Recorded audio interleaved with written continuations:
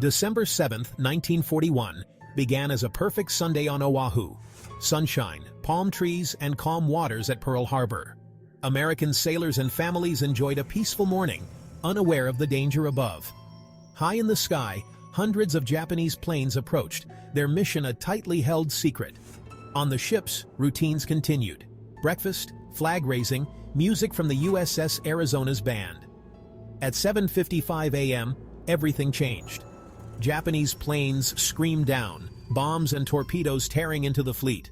Explosions shattered the morning, black smoke and fire filling the sky. Confusion and terror swept over sailors and civilians alike. The attack was swift and devastating. Battleships, the pride of the Pacific Fleet, were ripped apart. The USS Arizona suffered a catastrophic explosion, sinking in minutes and taking over 1,000 men with her. Paradise became a nightmare in seconds. The element of surprise was total. Many sailors never made it to their battle stations. The air, once sweet with flowers, now reeked of burning oil and metal. In less than 2 hours, Pearl Harbor was transformed into a scene of chaos and destruction. The day that would live in infamy had begun. America's sense of security was shattered forever. The world was at war. To understand Pearl Harbor, we must look at the world in the late 1930s and early 1940s. Europe was at war, and Japan sought to build its own empire in Asia, hungry for resources like oil and rubber.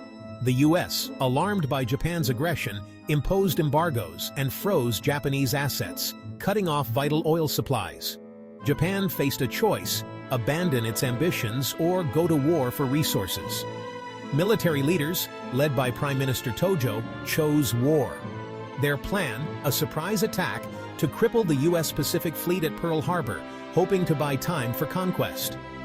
Admiral Yamamoto, architect of the attack, knew America's industrial power but believed only a knockout blow could give Japan a chance. The goal wasn't to conquer America, but to force a negotiated peace. The attack was planned with secrecy and precision. Japanese pilots trained relentlessly, knowing the risks. They hoped to shock America into staying out of Asia. But Yamamoto warned, if the war dragged on, Japan's chances would fade.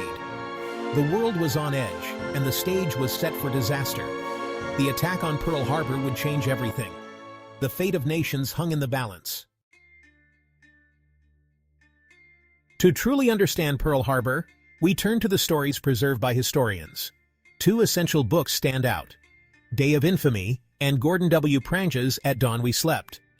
These works go beyond military strategy, capturing the chaos, courage, and confusion of that day.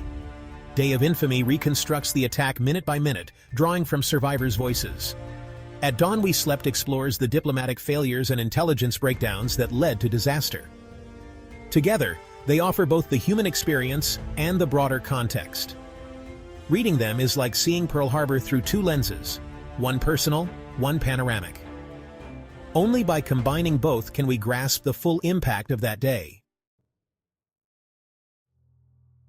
The attack unfolded in two waves, each meticulously planned.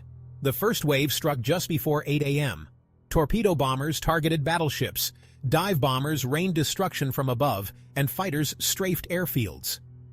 The USS Oklahoma capsized, the California and West Virginia sank, and the Arizona exploded in a fireball, killing over 1,000 instantly.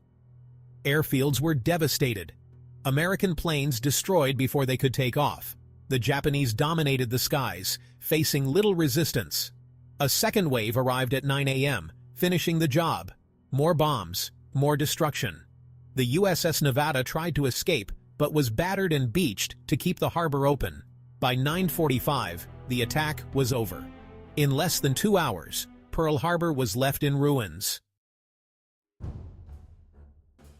Pearl Harbor's story is one of ordinary people facing the unimaginable. Seaman Jim Downing, aboard the West Virginia, fought fires and memorized names of the fallen to comfort their families. Japanese pilot Mitsuo Fuchida led the first wave, radioing, "Tora, Tora, Tora!" Complete surprise achieved. Both sides believed they were fighting for their country's survival. Civilians, too, were caught in the chaos. Families hid as bullets tore through neighborhoods. young John Garcia saw a Japanese pilot's face as he and his family took cover. Heroism shone through.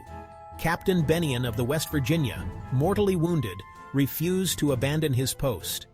Chief Bosun Edwin Hill freed the Nevada, sacrificing his life in the process.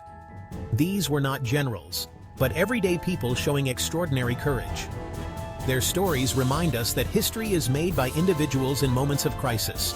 The legacy of Pearl Harbor lives on in their bravery. The human cost of war is measured in these acts of duty and sacrifice. Pearl Harbor was not just a triumph of surprise, but a tragedy of missed warnings. U.S. intelligence suspected an attack, but expected it elsewhere. Few imagined Hawaii was at risk. Early on December 7th, radar operators spotted incoming planes, but their warning was dismissed as friendly bombers. The destroyer USS Ward sank a Japanese submarine and reported it, but delays kept the message from reaching commanders in time. The fleet was not on high alert. Ammunition was locked up, anti-aircraft guns unmanned, and planes parked wingtip to wingtip. The mindset was one of peace, not war. No single person was to blame. It was a failure of imagination and communication. These small mistakes had enormous consequences. Pearl Harbor teaches that information is useless unless acted upon. Vigilance and readiness are vital in a dangerous world. The aftermath was devastating. Over 1,400 Americans killed, 18 ships sunk or damaged, nearly 200 aircraft destroyed. For a moment, it seemed Japan had succeeded. But instead of demoralizing America, the attack united the nation. On December 8th, President Roosevelt addressed Congress, a date which will live in infamy. Congress declared war almost unanimously. Political divisions vanished. America mobilized on a massive scale.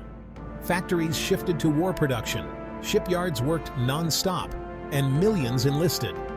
"Remember Pearl Harbor" became a rallying cry. The attack transformed America into a global superpower. The war would end with the defeat of Japan and Germany, and the U.S. would emerge as a world leader. Pearl Harbor's lesson unpreparedness has a high price. The world we know was shaped by that day.